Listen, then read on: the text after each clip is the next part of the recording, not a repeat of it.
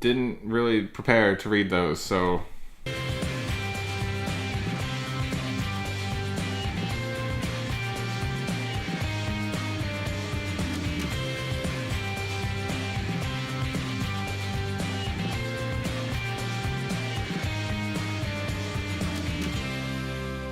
Welcome back to Rewind with bschwitty, because whatever will be, will be. Today we're going to do a varietal focus, kind of piggybacking off of last week's AVA focus on Walla Walla. Today we're going to be talking about Syrah, Shiraz, however you want to pronounce it, it's alright. I'm super excited about it because now I get to actually drink the 2013 Ambassador Syrah that we opened in the last episode, last Monday's episode.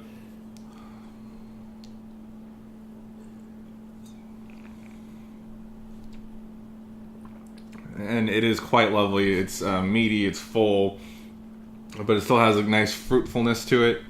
And we'll talk about more characteristics of what we can taste in Syrah later on in this episode. But for right now, let's start out with the parentage of Syrah. I actually very much enjoy the British pronunciation of Syrah. Syrah. Maybe it's French, I don't know, but I got it from Oz Clarke and James May when they did the Oz and James's Road Trip, which is a great wine educational series on both France and the coast of California in the first two series. And in the third one, they go pub hopping for some reason. Anyway, parentage of Syrah. Its great-grandparent is Pinot Noir, and its parents are Dureza and Mondu Blanche. Didn't really prepare to read those, so make sure you get the spellings on this side and figure out the pronunciations for yourself. Native to northern Rhone, the Syrah varietal is widely planted throughout the world. There are many theories as to this grape's original origins before finding a home in Rhone. And that would be Rhone, France, with a fra over a fra. And like I said, it's widely planted around the world with notable producers in Washington, as we talked about last Monday, California, both in the USA, Australia, Chile, Argentina, pretty much all around the world. In South Africa, I think there's some decent New Zealand producers in the northern region of the country. So as you may have guessed, since it's planted all around the world, it is the sixth most planted grape varietal in the world today. In 2010, there was over 458,000 acres planted worldwide. The most famous French blends of Syrah include the Hermitage and the Côte Rôtie. French Syrahs hardly reach maturity by their fifth year. So definitely in France, Syrahs are made to sit and to be enjoyed decades down the line, or at least years.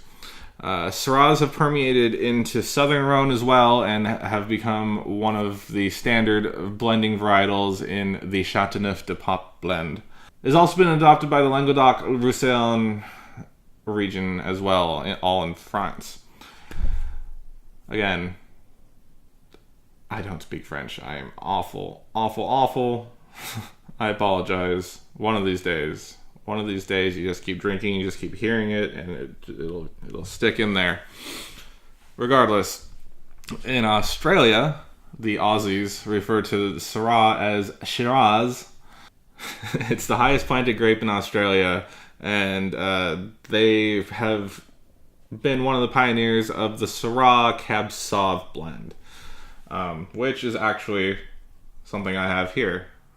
There's, like I said in the previous episode, this is 95.2% Syrah and 4.8% Cab Sauv. Just a little bit of extra meat to it, which makes it really fun and interesting.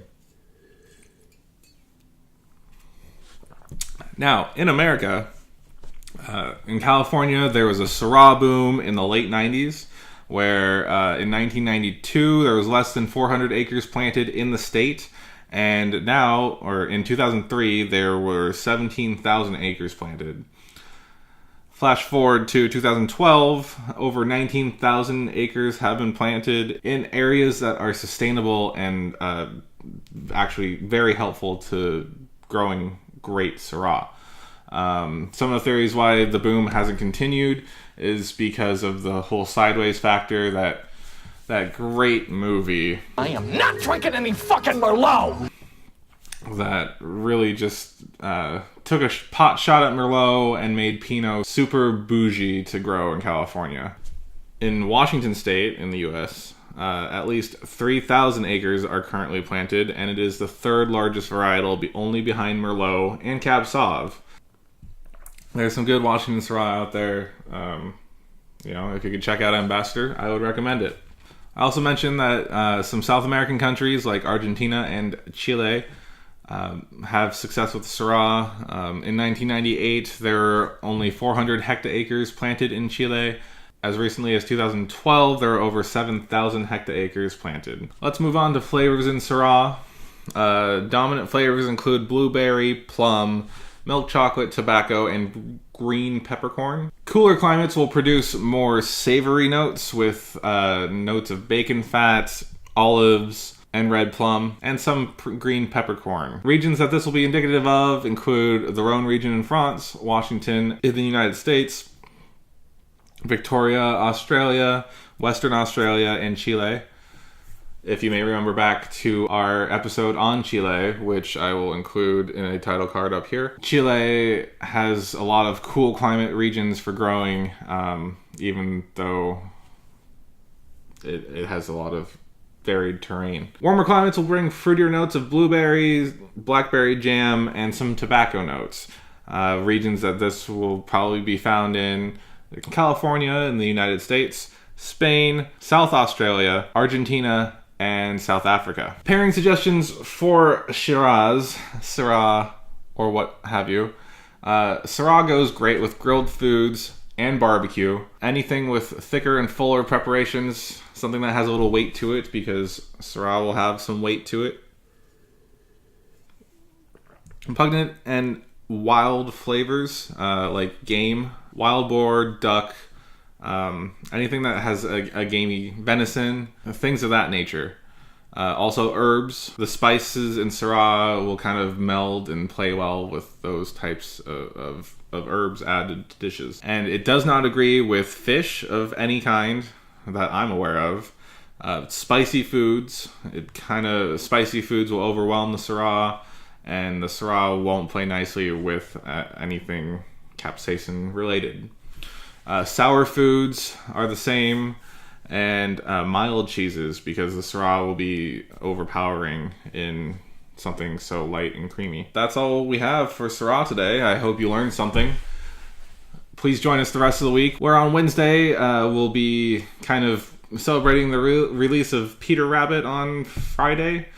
More on that later, but we're going to be trying carrot cake and pairing it with, well, you'll have to tune in to find out, but it's supposed to be an excellent pairing for carrot cake. Do you have a favorite Syrah? Let me know in the comments below.